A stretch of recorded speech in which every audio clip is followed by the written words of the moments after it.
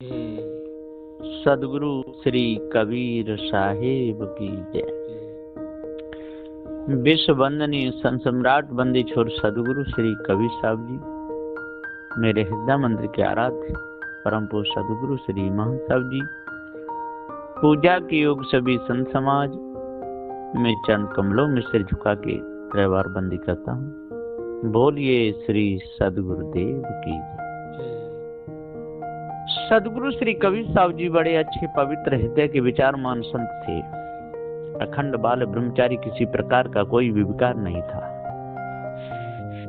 जो भी वचन सदगुरुदेव कहते थे सोच के समझ करके विचार करके निरख करके परख करके कहते थे। इसलिए सदगुरु श्री कबीर साहब जी के जो विचार थे वो अकट थे।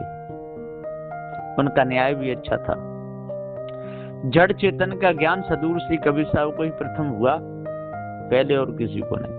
खाली जड़ चेतन कहते तो रहे, लेकिन जड़ चेतन को एक ही में शांति रहे।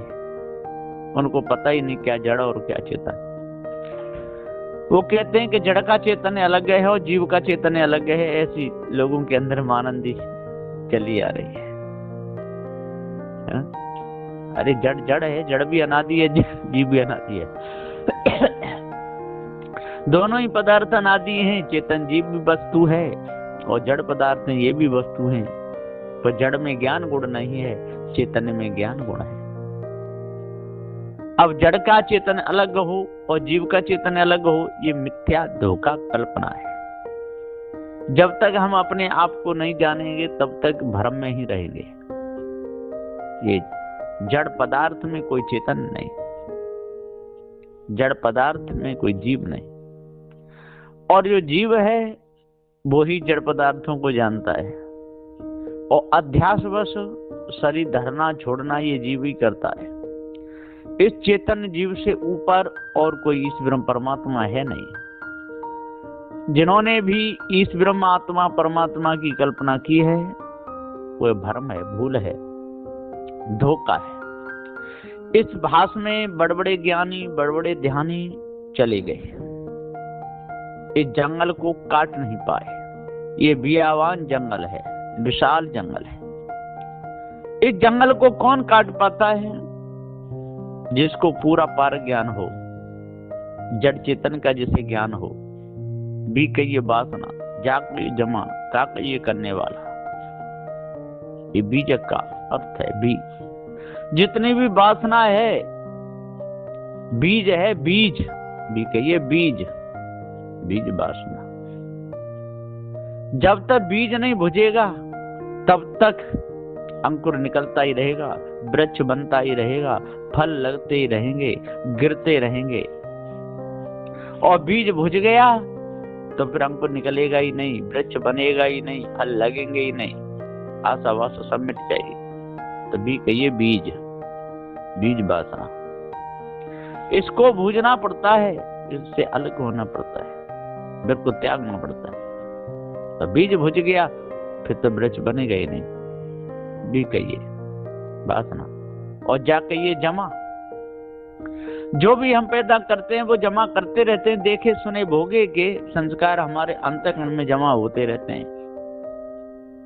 और करने वाला, अध्यासों को टिकाने वाला, बार बार जन्म मरण के चक्कर में पड़ने वाला, ये चेतन जीव ही है। जब हम अपने आप को जान जाएंगे तो सही प्रकार का भ्रम हमारा कट जाएगा। और यदि हम अपने को नहीं जान पाए तो भ्रम नहीं कटेगा। लाख यत्न कर ले कोई, है ना, बिना विषय वासना भ्रम को त्यागे बिना भ्रम कटेगा ही नहीं। सारे संसार के लोग भूले हैं कि कोई दूसरा हमारा भ्रम काटेगा। कोई हमारी वासनाएं दूसरे के भजन से मिटेंगी? नहीं, ऐसा नहीं होता है। दूसरे के भजन से हमारी वासना क्यों मिटेगी? अरे दूसरा अपना भजन करेगा, हम अपना करेंगे, है ना। हमारी साधना हमारे साथ रहेगी, उसकी साधना उसके साथ रहेगी। सारा खेल साधना का है। जितना जो सद जाएगा उतना सद जाएगा, और नहीं सद पाया तो संसार में बिगड़ जाएगा। बिगाड़ और बनाव इस मनुष्य जन्म में होता है। पशु पक्षी उसमें खाने में तो केवल भोग भूमिका है, कर्म भूमिका मनुष्य खानी है, और ये भोग भूमिका भी है। जो मनुष्य खानी है, जो भोग भूमिका कर्म भूमिका दोनों में आती है। और जो पशु पक्षी उसमें दिखानी है वो केवल भोग भूमिका है। इसलिए आज जो अपने आप को जहां जान गया तो उबर जाएगा, यदि नहीं जान पाया तो डूब जाएगा। गहरा जल है, तैरना जानेगा तो निकल जाएगा, नहीं जाना तो डूब जाएगा। इसी प्रकार से संसार में आकर के ये विषय वासना और भ्रम भूल कल्पना, ये बहुत गहरा जल है। ये संसार खाई है और ये शरीर भी खाई है। यदि इसको अपना स्वरूप मानता रहेगा शरीर को तो डूबा ही रहेगा। इसलिए जब तक वासना न तजे तब तक भूल में रहेगा, और वासना तजे तो भूल मिटेगी। भूल मिटे गुरु मिले पारखी, भूल कम मिटेगी जब पारखी गुरु मिलेंगे। और यदि पारखी गुरु के भेष में यदि गुरबा मिल गए तो भूल नहीं मिटेगी। यदि पारखी का भेष बना लिया और कहता भी रहे कि मैं पारखी हूं और है वो गुरबा, तो भूल नहीं मिटेगी, है ना। गुरबाओं की संगति करने से भूल किसी की न मिटी न मिटेगी। और सारे संसार में 90% गुरबी भरे हुए हैं, 10% भी पारखी हो तो हो, नहीं तो उससे भी कम है। इसलिए जब तक पारखी गुरु नहीं मिलेंगे, जब तक जड़ चेतन का भेद नहीं बताएंगे, तब तक हमारी आशा वासना मिट नहीं सकती है। हम जहाँ जाएंगे तो धुंध मचाते रहेंगे, जहाँ जाएंगे तो लड़ाई झगड़ा करते रहेंगे, जहाँ भी जाएंगे तो दूसरों का अपमान करते रहेंगे, विवेक विचार का अनादर करते रहेंगे। और जो विवेक विचार रूपी जो संत हैं उनका भी अनादर करते रहेंगे। सत्य को महत्व देंगे नहीं, झूठ के पक्ष में आ जाएंगे। चेतन जीव अजर अमर अखंडित स्वयं स्वरूप है, इसके ऊपर आत्मा परमात्मा कोई नहीं है। लेकिन लोग आत्मा परमात्मा के भ्रम में भूले हुए हैं, वही गुण गाते रहते हैं। कवि साहब के सिद्धांत को भी आत्म सिद्धांत बता देते हैं। ये कितनी बड़ी भूल है। और जब तक इस आत्म सिद्धांत से उपराम नहीं होंगे, इस भूल को अपने अंदर से नहीं निकालेंगे, तब तक वासना मिटने का कोई सवाल ही नहीं है। अनादि काल से ये चेतन जीव वासना बनाते छोड़ते चला आ रहा है, और शरीर धरता है, फिर छोड़ देता है, फिर चढ़ता है, फिर छोड़ देता है, और मनुष्य खानी में आकर के आनंद में फंस जाता है। ये सब विषयों का आनंद, भ्रम का आनंद, पुत्र पुत्रियों का आनंद, ये जितना भी आनंद है, ये मनुष्य के लिए काल है, ये चेतन जीव के लिए काल है। इसी जाल में सारा संसार फंसा हुआ है, भ्रम और विषय के जाल में। और भ्रम और विषय का जाल मिटे तो जीव मुक्त हो, भ्रम विषय का जाल मिटता नहीं, जीव मुक्त होता नहीं। इच्छा वासनाओं की पूर्ति होती नहीं तो क्रोध आता है, और क्रोध आता है तो करतूत भी हो जाती है, और करतूत होती है तो संस्कार टिक जाते हैं। कहाँ टिकेंगे? देखे सुने भोगे के संस्कार अंतःकरण में ही तो टिकेंगे, और टिकेंगे कहाँ? तो सारा संसार इसी भाष में अपने जीवन को बिगाड़ता है, और बड़े बड़े ज्ञानी, बड़े बड़े तपधारी हो गए, इस भ्रम के जंगल को काट ही नहीं पाए, विषय के जंगल को काट ही नहीं पाए, बड़े बड़े हो गए। और बड़े बड़े ज्ञानी भूप हुए भाई, बहुत बड़े बड़े हो गए, जो दिन और रात माला जपते रहते थे, दिन और रात जंगलों में ढूंढते रहते थे, दिन और रात वेदों को पढ़ते रहते थे। उनकी भी बुद्धि कुंठित हो गई, बिल्कुल उनका विचार, उनके भी विचार बिगड़ गए। कहे तो खूब, कहने में कोई कसर नहीं छोड़े, जड़ चेतन भी कहते रहे, जीव को नानक भिखारी प्रसन्न भी कहते रहे। यहाँ तक क्या कहे, जीव और आत्मा को एक ही मानते रहे, ब्रह्म और आत्मा जीव को एक ही मानते रहे, और अलग अलग उनकी व्याख्या भी करते रहे। जीव की व्याख्या अलग है, आत्मा की व्याख्या अलग है, ईश्वर की व्याख्या अलग है, और फिर एक ही में मिला दिए। जड़ को जड़ कह दिए, चेतन को चेतन कह दिए, और अलग अलग करके पानी को पानी भी कह दिए, अग्नि को अग्नि कह दिए, वायु को वायु कह दिए, पृथ्वी को पृथ्वी कह दिए, आकाश को आकाश कह दिए, और फिर एक ही में सान दिए कि सब कुछ एक ही है। इनका ये भ्रम बहुत बड़ा रहा। तो इसी भाष में भरमत डोले बनो बुद्धिहीना, फंस के जड़ाध्यास बंधन में मूर्ख गुरुपद नहीं चीना। इसी भाष में और सारा संसार भरम रहा है, भूल रहा है। बनो बुद्धिहीना, बुद्धि बिगड़ गई, बुद्धि बिगड़ ही जाती है। ज्यादा धन संपत्ति को देख करके किसी की बुद्धि बिगड़ जाती है, और कोई ज्यादा धन संपत्ति को देख के पागल ही हो जाते हैं।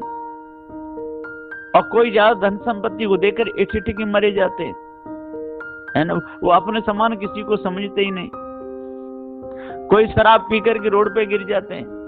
अरे भैया ऐसा क्यों कर रहा है, शराब क्यों पीता है?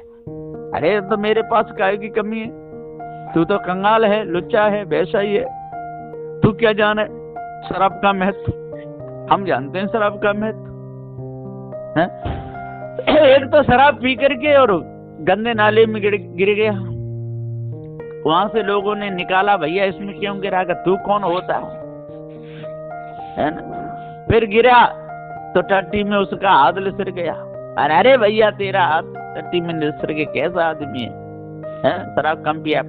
अरे के शराब पीते मोछों वाले, वो हाथ मोछों से लगा लिए, मोछ भी गंदी हो गई। ऐसे ऐसे लोग होते हैं, बड़े बदमाश लोग होते हैं। तो शराब पीते रहते हैं, मांस खाते रहते हैं, भंग खाते रहते हैं, अफीम खाते रहते हैं, लड़ते झगड़ते रहते हैं, पैसा के अहंकार में रहते हैं, गरीबों को कुछ नहीं समझते, मारते पीटते भी रहते हैं। और दाव किसी का लग जाए तो वो भी पिट जाते हैं, दांत टूट जाते हैं।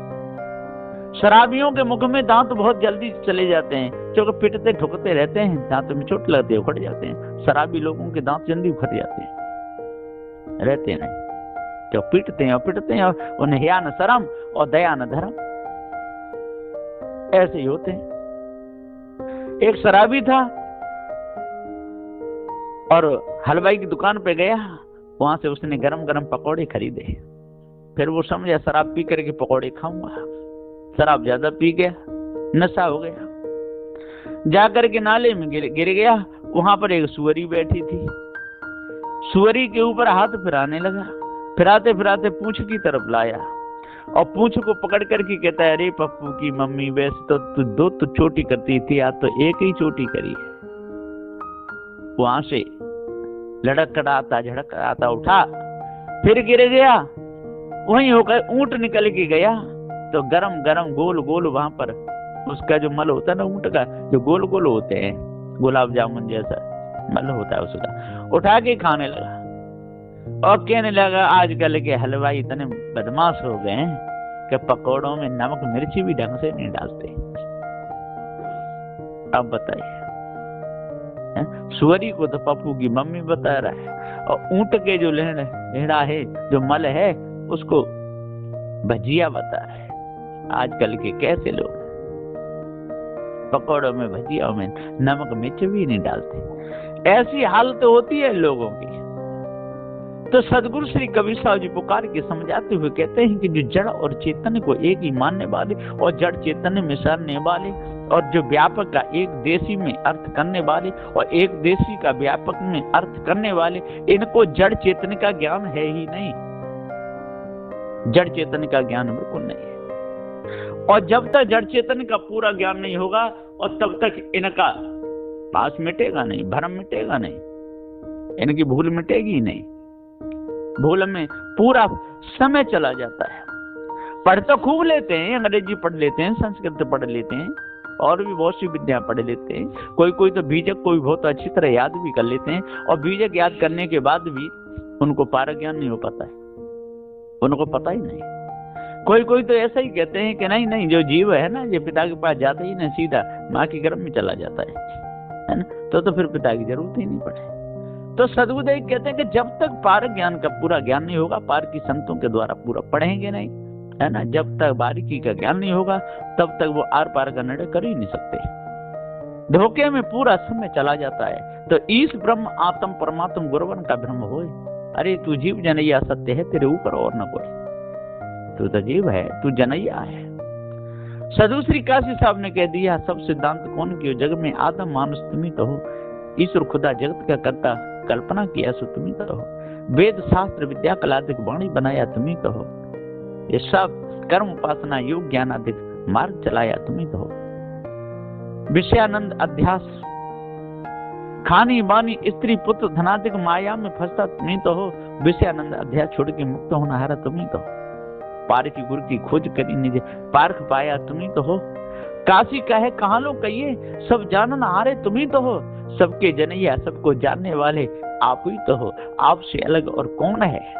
जितने जीव हैं सब अजर अमर अखंड हैं, ये अपने आप को भूले हुए हैं। पृथ्वी जल वायु अग्नि को देख करके जड़ाध्यास में अपने आप को भूल जाते हैं और सुंदर सुंदर रूपों को देख करके अपने आप को भूल जाते हैं। कहीं पर चोरी की भावना उठ आती है, तो कहीं पर हिंसा की भावना उठ आती है, तो कहीं पर विचार की भावना उठ आती है, कहीं पर मैल अटारियों को देख करके उनमें रहने की भावना जग जाती है। यही तो वासना है और यही बार बार गर्भवास के चक्कर में डालती रहती है, जन्म मरण के चक्कर में डालती रहती है। इसलिए सदगुरु श्री कबीर साहब जी पुकार के समझाते हुए कहते हैं कि भैया जन्म मरण गर्भवास के चक्कर से यदि आपको बचना है तो पार की संतों की शरण में लग करके भ्रम को त्याग दो। ये 4 वेद 6 7 18 पुराणों में जो भ्रम भरा हुआ है इसको त्याग दो। जो वेदांत मत का आप पक्ष लेने लगे हो इस मत को त्याग दो। जो कल्पना अलग की है, व्याख्या भी उसकी अलग है, उसको यदि आप जीव की तरफ मिलाओगे तो आप जड़ाध्यासी रहोगे, भ्रम में रहोगे और आपकी शरण में जो भी आएंगे वो भ्रम में ही रहेंगे। इसलिए अपने आप को त्यागो, अपने आप को जानो, अपने आप स्वयं त्यागो इस भ्रम को। और जब आप अपने आप को जान करके भ्रम को त्याग दोगे तो आपके अंदर से सारा भ्रम निकल जाएगा, है ना। तो अपने आप स्वयं त्यागो भ्रम को, और अपने आप नहीं त्यागोगे तो दूसरा कौन आपका उद्धार कल्याण करेगा। संसार के लोग तो विषयों में फंसाएंगे, माया भी गुरवा लोग भ्रम में फंसाएंगे। जहां जाओगे तो फंसाने वाले मिलेंगे, जहां जाओ तहां हो पतंगा। अब जन जरो समझ विसंगा, जहां भी जाओगे वहां पतंगा होगे, है ना। इसलिए विष समझ करके इसको सबको त्याग दो। विष कहिए विषय वासना, विष कहिए भ्रमभूल कल्पना, विष कहिए ईश ब्रह्म आत्म परमात्मा, ये सब विष है। अमृत कहिए चेतन जीव, ये अजर अमर अखंड नित्य स्वयं स्वरूप है। इसके ऊपर कोई ईश ब्रह्म आत्म परमात्मा है नहीं। इसलिए धोखे को दूर करो, भूल को मिटाओ, तब पूर्ण शांति मिलेगी। नहीं तो मिथ्या धोखे में सारा समय चला जाएगा। ऐसा निर्णय है बंदी छोड़ सदगुरु श्री कबीर साहब का। बोलिए श्री सदगुरुदेव की जय।